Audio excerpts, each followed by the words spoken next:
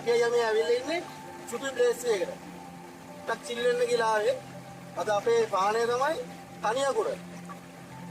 තනියකුර පානේ තුරා. Original කිතුරා ටිකක් හම්බුණා. උන් ගැටෙන් ගහන්නේ.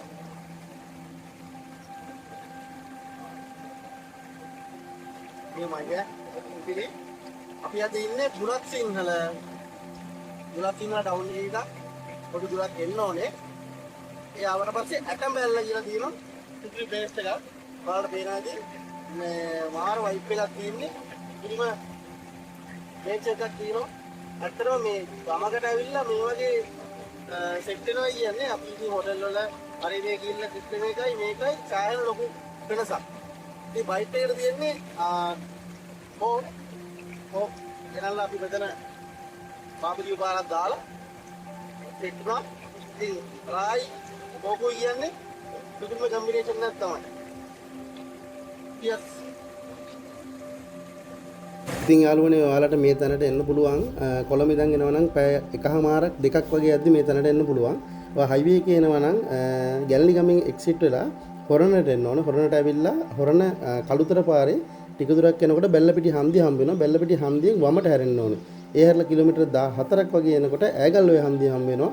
ඈගල්ලෝය හන්දියෙන් වමට හැරුණාම තමයි ඔයාලට මේ පේන ලස්සන පාර උඩුගල කන්ද පාර හම්බ වෙන්නේ. අන්නේ උඩුගල කන්ද පාර කිලෝමීටර් 10ක් වගේ යනකොට මෙන්න මේ සුපිරි ප්ලේස් එකට වාට එන්න පුළුවන්. ඉතින් යාළුවනේ සාමාන්‍ය ගැලණි ගමේ එක්සිට් වෙලා පැයක් වගේ යනකොට වාට මේ තැනට එන්න පුළුවන්.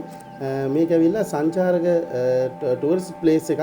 ඉතින් මෙතනට එන්න රුපියල් 100ක ටිකට් එකක් ගන්නවා. ඔයාලට මේ බෝඩ් එකේ පේන්නේ මේ තැන ඉඳන් තව යන්න පුළුවන් ලොකේෂන්ස්. ඉතින් මෙතන වාඩි වාහනේ එහෙම පාක් කරගන්නත් පුළුවන්.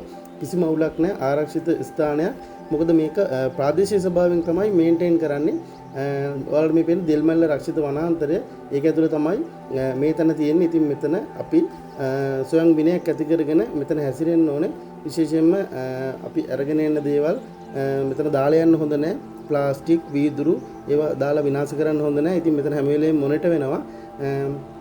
මෙතන ඉන්නවා අංකල් කෙනෙක්. එයා හරිම ෆ්‍රෙන්ඩ්ලි. ඉතින් එයා අපේ වාහන වුණත් වාහන ගැන වුණා හොඳ ඇලර්ට් එකේ ඉන්නවා. ඉතින් ලස්සන ප්ලේස් එකක්.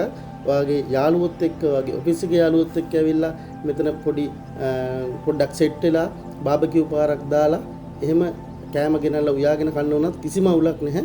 හැබැයි වැදගත්ම දේ තමයි මේ වගේ ලස්සන තැන් ඉදිරි අනාගතයටත් අපි ඉතුරු කරලා යන්න ඕනේ. අතීතයේ මිනිස්සු මේ තැන් ආදරෙන් බලාගත්තු නිසා තමයි අපි අද ඇවිල්ලා මේ වගේ තැන්වල මෙහෙම එන්ජොයි කරලා යන්නේ. ඉතින් මෙතන නාන්න උනත් හොඳ ආරක්ෂිත තැන වලට පේනවා මාරම ලස්සනයි.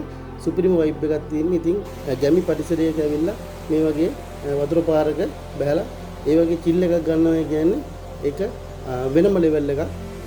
සුපිරිම ප්ලේස් එක අපි අතර ගොඩක් එන්ජොයි කළා. මෙතන සීටින් ඒරියා එකකුත් තියෙනවා. ඒක මේ වීඩියෝ එකේ නැහැ. ප්‍රාදේශීය සභාවෙන් තමයි ඒකත් හදලා තියෙන්නේ.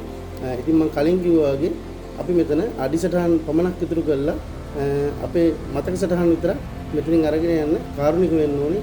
ඉතින් වැඩි දුරකුත් නැහැ කොළඹ ඉඳන්. ඇත්තටම මාරම ලස්සනයි. කොළඹ ඉඳන් ආවට පස්සේ අපි වෙනම ලෝකයකට යනවා වගේ තමයි තේරෙන්නේ.